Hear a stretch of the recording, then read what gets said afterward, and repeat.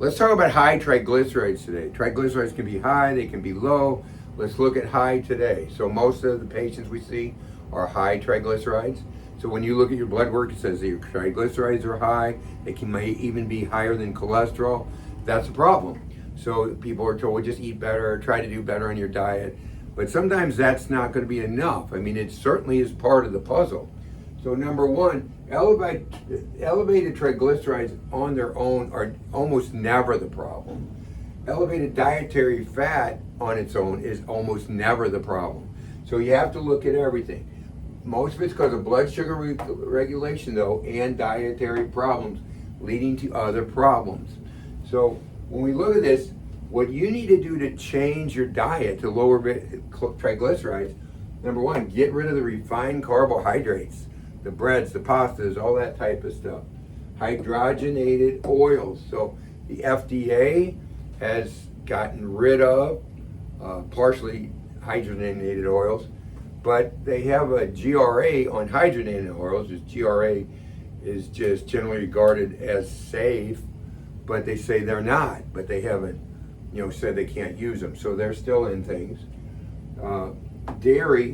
Dairy is another problem that can cause high triglycerides.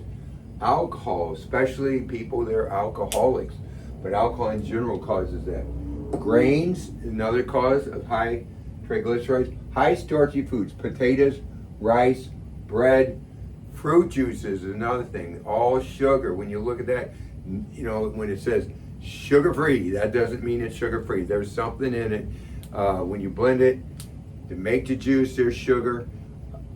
They take that fruit off the ground. They're allowed to take the bad spoiled fruit, use it, like the oranges, use it.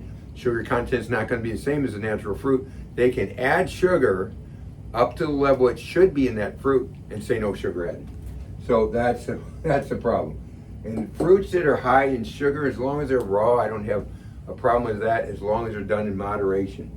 So when we look in clinical practice, okay, this patient has high triglycerides, we're going to look at the liver. Is the liver fatty? Is the liver congested? Of course, fatty liver, losing weight helps. Congested liver, and both are helped with proper liver support. Think, beets and, supplements that have beets, food supplements from beets. Never synthetic supplements. Thyroid. The thyroid's another player with this high triglycerides. If you have cholesterol high, triglycerides high, TSH high, that thyroid might be causing those high triglycerides.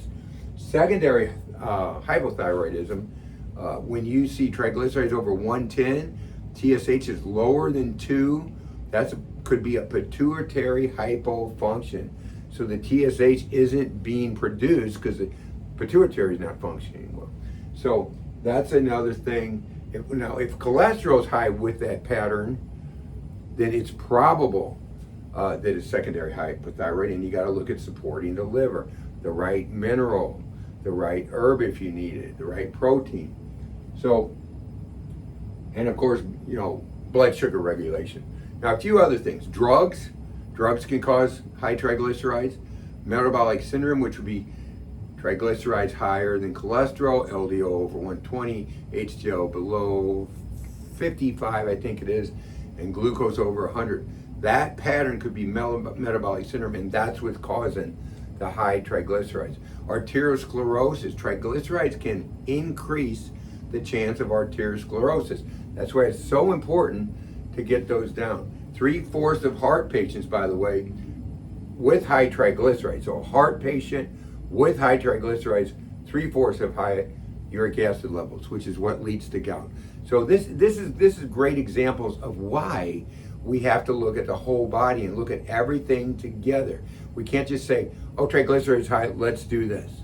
No, we have to look at everything, look at the lab work, do a good consultation and see why these triglycerides are high, make the dietary changes, and it's going to be much better for you, much better for your health.